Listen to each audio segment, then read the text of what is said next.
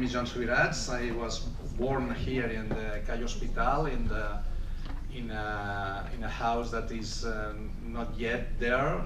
Is not there because it was at the beginning of the Rambla del Raval. No, it was demolished in the year 1994 or something like that. No, and okay, and I will try to explain a little bit what's my feeling on Calle Hospital. And the first part of my speech, something about the meaning of the Calle Hospital in the Raval, and my feelings on the different Ravals that we have. In fact, that we, I don't know, 10 years ago, 8 years ago, in 2004, we did a work for CCCP, and is already available in English, about the evolution of the Raval, and from the end of the Francoist period to 2004, and we talk about the different Ravals that we studied in that work. And in my second part, in just these 10 minutes, don't worry, I will try just to explain a little bit my feelings on the changes in the Raval, also in terms of sense and music and flavors, smells, and all that kind of elements. That, well, this is a very funny picture, if you want, because if you visit the hospital street right now, it's amazing that the tram was in the street, and because it's so narrow that you can imagine that one of the main streets to cross the Raval was the Hospital Street, and already now it's Hospital Street. But also it was a tram, no, crossing, no, the Raval from the Ramblas to the Porta de Sant Antoni, no? L'anterior. In fact, you could see that Calle Hospital, you know that the wall, Barcelona was absolutely circumvented by walls until 1855. And the former wall, the first wall, was in the old city, and the second wall was built in the 15th, 16th century, and covered all the actual, the current neighborhood of the Raval. And here, as you probably know, was the place for huertos, which the gardens, but not gardens, just gardens. Exactly. Allotments. It was a place to have food, fresh food, no, inside the walls, and also some big infrastructures like hospital, for example, no, the former hospital, and also it was the place for to put industries and some small sweet shops, all that kind of things. And hospital was the main road to cross, no, from you know the Cardus and ¿cómo se dice? Cardus and Decomanus. That is the cross of Cardus and Decomanus is the Plaza Sant Jaume, no, the main political center in the city. That is Sant Jaume Square, where there is the city council and the Catalan government. And the way to contact the former Roman way to go outside Barcelona and the center and political center of Barcelona was the Calle Hospital. In fact, at the end of Calle Hospital, that is the San Antonio Market, no? This is now in process of reconstruction. Inside the works that they are now in course in the San Antonio Market, they discover the former Via Julia, no? The Via Julia from Roman times, and it could be visited probably in the next in 2 years. You could visit the mixture of the new market and the Roman remains, no? And the Calle Hospital already now is the frontier, no, between the north side and the south side. The north side and the east side is the wealthiest part of the Raval. If you look for data, no, for figures, you could see that the difference in terms of rent, in terms of level of studies, in terms of square meters of the houses, there are 4 Ravals, no? The wealthiest one, that is the northeast, so-called in the Raval, l'Eixample del Raval, no? L'ensanche del Raval, because is this part of Doctor Dou, Calle Carmen, Notariado, all the streets they are, you know, much more bourgeois, no? As a part of the Raval. The northwest of the Raval, that is the second level. The south, from the hospital to the sea, southeast is the third level of rent. And the poorest part of the Raval is the southwest part. No? This is the 4 Ravals. Are different between them, and of course the placement of the communities right now, they are also different. No? For example, Philippine people is here in the Joaquin Costa. The frontier is hospital in that sense, and Joaquin Costa in Rambla del Raval is the other frontier. They are the 4 frontiers inside the neighborhood.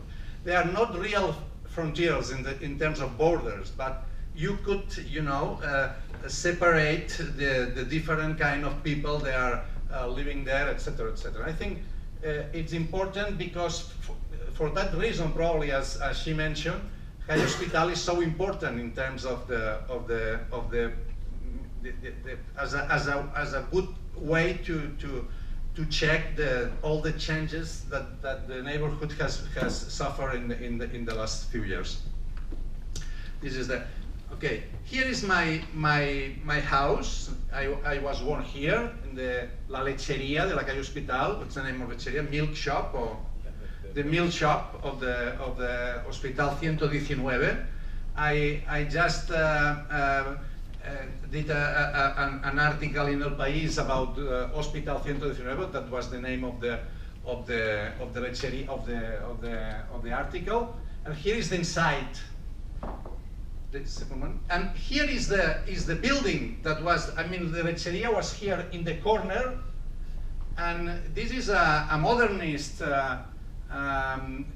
building, Casa Baixeras, that was the last one that was demolished before the construction of the Rambla del Raval, because it was a building catalogado. That means it wasn't on a register of the most prominent modernist buildings in Barcelona. But although that, it was destroyed and demolished. No? And here you could see the door that was close to my lecheria, and here the inside, it is very nice, no? All the inside of this house, no? Here this is the inside of my house. That she's my mother, doing the food, and this is the comedor, what's it called? Dining room. The dining room. It was very tiny. We live here 8 people, no? My parents, my grandparents, my 2 big brothers, and one aunt. That is always an aunt, and in the house. It was 8 people living in that shop, no? And the smell, of course, for example, it's very important this because the houses and the apartments here in the Raval are sometimes are so tiny that the smells cover all that. It was important also because the kitchen was before that. Now here is with gas, but before that was with not carbon, leña, wood, firewood, and that was very important because you know the head of the kitchen was very important in all the house. Here is the courtyard and the other end of the house. And here is one of the most important events in la Calle Hospital, that is the Sant Pons. Sant Pons, I don't know the name in English, the Poncio in Spanish. And it's a very traditional event that is always the 11th May. No? And it was very important because it's a very, you know, the neighborhood probably for you has a lot of density right now, but in the 50s and the 60s, it was twice the number we have of inhabitants here that in current times, double.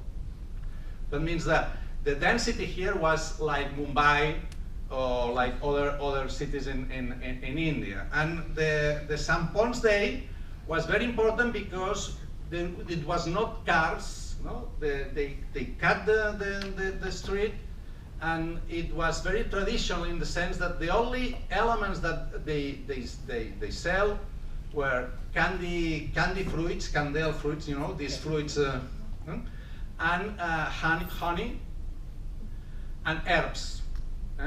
Herbs for medical uses, and that was very traditional in that sense. You could see the kind of elements that right now right now there is less people than before. I mean, I remember that it was amazing, the quantity of people. Right now it's less populated, but it's still going on, always the 11th May. And the other very traditional event in la Calle Hospital is Santa Rita, that is 18th May, that is the saint patron of the impossible. And the image of Santa Rita is in the San Agustin Church, and it's amazing you know, la cola, no, the queue that is you know, from the 8 of the morning, a lot of people, all people with roses, going to in front of Santa Rita, asking for the impossible. I think is a very you know, event. For me, I love going there because they are very special roses. They are very tiny, very small, and with a lot of smell. They are not traditional roses like in La Ramblas. They are special roses for Santa Rita. And here start you know, the big changes of the Raval. No, it was after the Olympic Games, and the project of the open to the Rambla Raval. It was not a new project. I mean, here, if you go to the Via Laietana Street, that is very important also, between Plaza Urquinaona and the harbor and the port. That was you know, constructed before the Civil War, in the 20s and the 30s, and from that moment it was 3 big projects. One was the Via Laietana. The second one was the Travesera de Gracia, to destroy a big part of the Gracia neighborhood and open a big street there. That was never did. And the third one was to connect Calle Muntaner with the harbor. And when I remember that my parents, when they rent the place for the lecheria, for the milk shop, they were advised that someday they will, you know, remove, because it is a project that was, you know, created at that moment. Right? That is the project,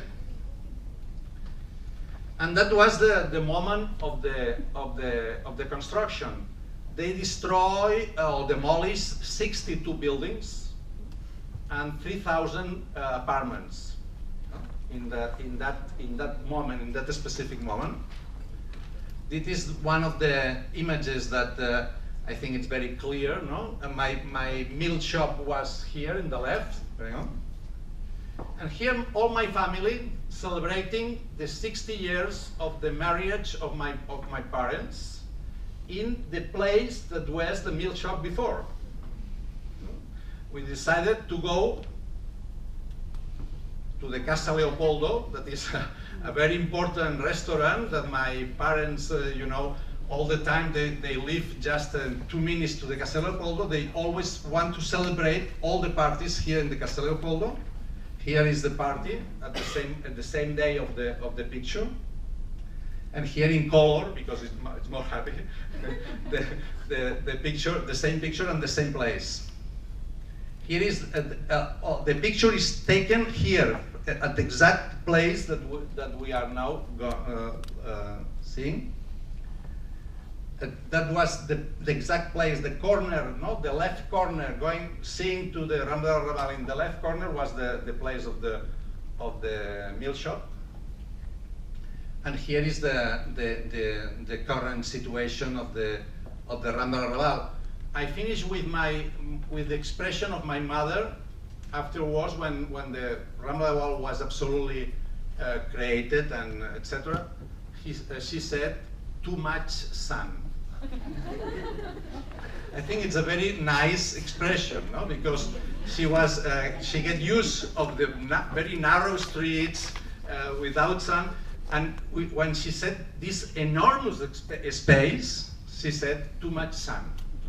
It's never too much sun, but well, sometimes. But I think it was another expression that she will love probably. She said, des d'aquella gent tan rara passen coses molt estranyes. No, I don't know how to translate. Since that time, a lot of strange things have happened. Yeah. Well, it was a very, because I will finish with that. I think one of the most important elements to understand what she explained and what I am explaining is that the Raval is a reincidente neighborhood, a recidivist, or what's the name? Recidivist. Recidivist neighborhood, in the sense that at the beginning of the century, Raval received a lot of workers going to construct the Montjuic and the Expo of 1929. At the end of the war, of the Civil War, they received my parents and a lot of immigrants from the rest of Catalonia then going to the city in order to survive. In the 50s and the 60s, they received the wave of the immigrants from the south part of the Spain, etc. And in the 2000, they received a lot of immigrants from Pakistan, from India, and from Morocco. It's a reincidente neighborhood. And it's very important to understand that usually the Raval is the thermometer of Barcelona. What happened in the Raval is what happened afterwards in Barcelona 1 or 2 or 3 years afterward. I mean, it's not a ghetto. Is not you know, a strange place, but it's probably the most expressive neighborhood in Barcelona. Thank you.